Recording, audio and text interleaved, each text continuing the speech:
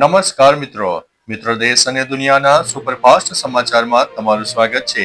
આધાર users માટે મોટા સમાચાર। યુઆઈડીએઆઈએ પીવીસી આધાર કાર્ડની ફી વધારીને 75 કરી દીધી છે, જે અગાઉ 50 રૂપિયા હતી।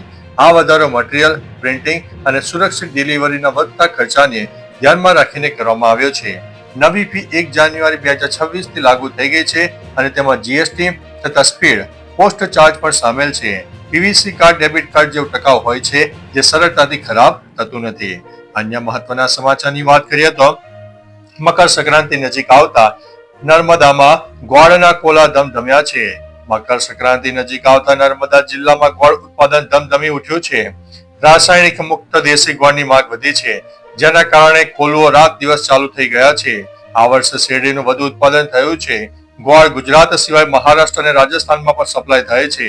મજૂરોની આવક વધી છે અને ભાવમાં 5 થી 7% વધારો થવાની શક્યતા છે। અન્ય મહત્વના સમાચારની વાત કરીએ તો ગાંધીનગરમાં ગિફ્ટ સિટીના ખાળ કૂવામાં બાળક પડી ગયું। ગાંધીનગરની ગિફ્ટ સિટીમાં દુઃખદ અકસ્માત થયો છે। ફાયર સ્ટેશન પાસે 15 થી 20 ફૂટ ઊંડા ખાળ કૂવામાં રમતા બાળક પડી ગયું। ફાયર વિભાગની ટીમે તાત્કાલિક રેસ્ક્યુ ઓપરેશન હાથ ધરીને બાળકને બહાર તો કાઢ્યો, પરંતુ હોસ્પિટલમાં સારવાર દરમિયાન તેનું મૃત્યુ થયું છે। આ ઘટનાએ વિસ્તારમાં શોકનો માહોલ છવાયો છે અને સુરક્ષા અંગે પ્રશ્નો પણ ઉભા થયા છે। અન્ય મહત્વના સમાચારની વાત કરીએ તો પ્રાંતિજમાં ફરીથી ચંદન ચોરોનો તસ્કરોનો તડખાટ મચી જવા પામ્યો છે। સાબરકાંઠાના પ્રાંતિજ તાલુકામાં ચંદનના ઝાડની ચોરીના બનાવ વધી રહ્યા છે। તાજેતરમાં પોગાલુન ગામમાં 2 જુદા સ્થળોએ 5 ઝાડ કાપીને તસ્કરો લઈ ગયા હતા। આ વિસ્તારમાં અત્યાર સુધીમાં 22 થી 23 મૂલ્યવાન ચંદનના ઝાડની ચોરી થઈ ગઈ છે।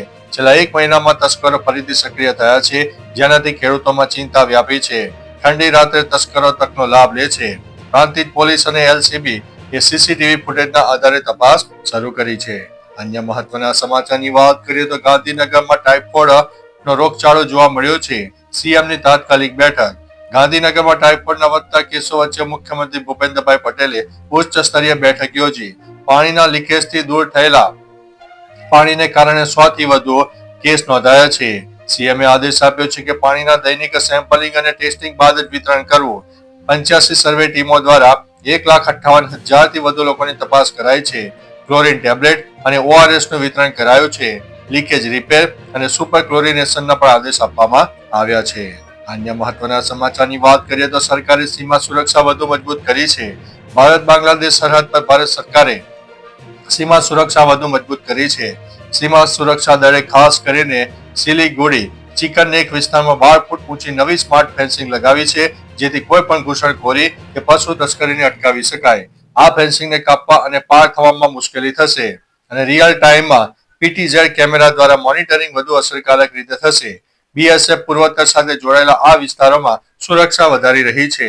અન્ય મહત્વના સમાચારની વાત કરીએ તો દુનિયાને ભારતની જરૂર છે। ક્યુબાના રાજદૂત જુઆન કાર્લેસ પાર્સન એગોઇલેરાએ અમેરિકાના વેનેઝુએલા પરના સૈન્ય હુમલાની કડક નિંદા કરી છે। તેમણે આને આતંકવાદી કૃત્ય અને આંતરરાષ્ટ્રીય કાયદાનું ઉલ્લંઘન ગણાવ્યું છે। રાજદૂતે કહ્યું છે કે એકલા કોઈ દેશ અમેરિકાને કોઈ રોકી શકે નહીં, તેથી ભારત સહિત તમામ દેશોએ એકજૂટ થઈને વિરોધ કરવો જોઈએ। તેમણે ભારતને ગ્લોબલ સાઉથનો મહત્વપૂર્ણ અવાજ ગણાવ્યો છે। અન્ય મહત્વના સમાચારની વાત કરીએ તો સવારની મોટી હેડલાઇન્સ। સોનમ વાંગચુકની મુક્તિને પડકારતી અરજી પર આજે સુનાવણી। અજીત પવાર આજે બીએમસી ચૂંટણી માટે મેનિફેસ્ટો જાહેર કરશે। સુપ્રીમ કોર્ટે આજે રખડતા કૂતરાઓ સંબંધિત કેસની સુનાવણી કરશે। Army chief general Upendra Dwivedi શ્રીલંકાના પ્રવાસે। રશિયા યુક્રેન યુદ્ધ અટકાવવા માટે પેરિસમાં બેઠક યોજાઈ છે। અન્ય મહત્વના સમાચારની વાત કરીએ તો દેખતા જ ગોળી મારવાનો આદેશ।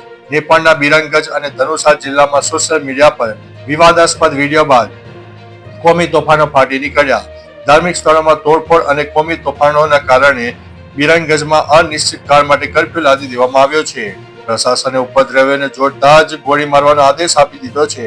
તણાવને જોતા ભારત નેપાળ સરહદ સંપૂર્ણ સીલ કરવામાં આવી છે અને એસએસબી જવાનોને હાઈ એલર્ટ પર રાખવામાં આવ્યા છે।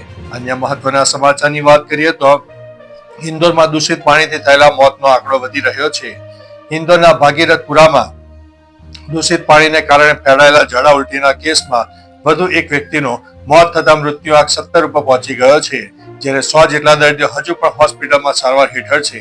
વિસ્તારમાં ભયનો માહોલ હોવાથી લોકોએ બોરિંગના પાણીનો વપરાશ બંધ કર્યો છે અને હાલ સંપૂર્ણપણે ટેન્કર અને આરો વોટર ઉપર નિર્ભર છે. પ્રશાસને ડોર ટુ ડોર સર્વે અને ક્લોરિનેશનની કામગીરી હાથ ધરી છે. અન્ય મહત્વના સમાચારની વાત કરીએ તો રખડતા કૂતરા મામલે સુપ્રીમ કોર્ટમાં સુનાવણી. રખડતા કૂતરાઓના ત્રાસ અંગે સુપ્રીમ કોર્ટમાં મહત્વની સુનાવણી હાથ ધરાશે. મંગળવારે કોર્ટે અરજીઓની મોટી સંખ્યા જોઈને ટિપ્પણી કરી હતી. માણસોના કેસમાં પણ આટલી અરજીઓ નથી આવતી. 3 જજોની બેન્ચ શાળાઓ, હોસ્પિટલો અને રેલવે સ્ટેશનો જેવા જાહેર સ્થળો પર નાગરિકોની સુરક્ષા અને પ્રાણી કલ્યાણ વચ્ચે સંતુલન જાળવવાના મુદ્દે કોઈ મહત્વનો આદેશ આપી શકે છે. અન્ય મહત્વના સમાચારની વાત કરીએ તો મોદી સરકારનો મોટો નિર્ણય.